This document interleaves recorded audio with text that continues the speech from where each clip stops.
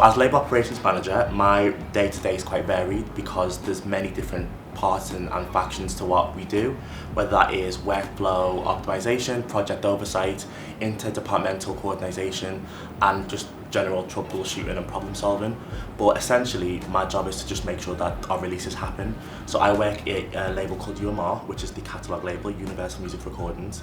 That means anything that's been signed by the UK and is 3 years or older comes to us, and then we do the anniversaries, the activations around our artists.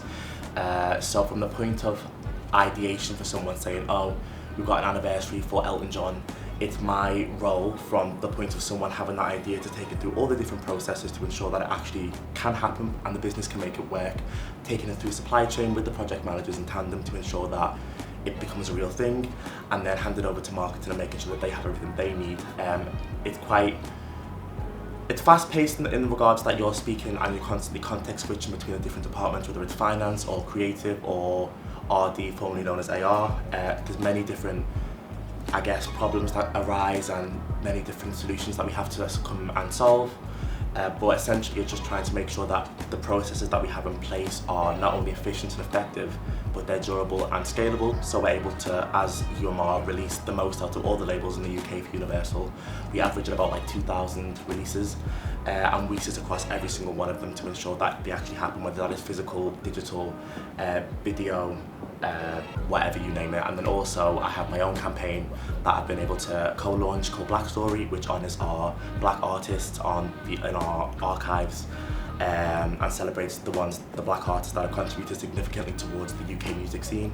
And I'm also the chair of the LGBTQ network for Universal called the Pride Network.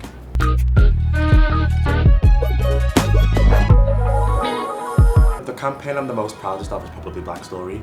I think coming into catalogue, we have the biggest catalogue in the world as Universal, but we talk about a lot of the same artists, and there's so many artists that have contributed significantly to culture, whether that is like an artist like Soul to Soul or Gabrielle or Miss Dynamite in the UK, where we know who they are, we know their songs, but we might not talk about them the same way we talk about Elton John or the Beatles or the Rolling Stones. So we were able to create, and then I was able to co-launch a project called Black Story. It's all year round, and we just basically dig into the archives so we can find for different artists that we have signed that are either born in the UK or contributed significantly to UK culture. And it was a big deal to launch that. We launched it a couple of years ago during Black History Month in the UK in October. It was the first of its kind, and I think we just really wanted to do something that honoured our artists in a way that was meaningful. I think it's very much, you see the same with Pride, the same with Black History, it's kind of like a flash in the pan. It's something that is done, there's no real equity behind it, there's no real message behind it other than we do have this, now let's move on. So it's been a lot to have the backing of Universal to be able to roll out this campaign all year round, and we've been able to rectify different problems for different artists, whether the releases of the music hasn't been online or it's never been pressed on vinyl before ever, whether there's royalty rates that need to be looked at again because they're just unfair. It's been a real honour to be able to look at that, and that's something that I'm quite proud of, that I've been able to drive within the business.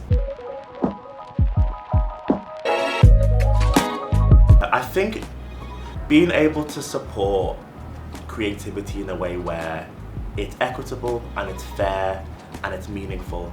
I think particularly in my role now, there's artists like Girls Aloud or the Spice Girls who I grew up loving, and you'd never think that one day you'd be able to work on their product or meet their managers or even meet them.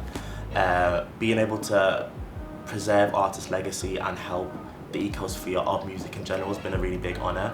So I think that's one of the biggest things about working in the music industry, is that it's just, you get to do what you love and you get to help people that you love in a way that I guess you don't necessarily get to do with other jobs. It's a really big deal to be able to impact culture and your own culture in a way where you're helping it to be sustainable and fair for everybody, but also honouring the stuff that you grew up with, and maybe was before your time, will be after your time, and setting that up for success. It means a lot to be able to have a part in that.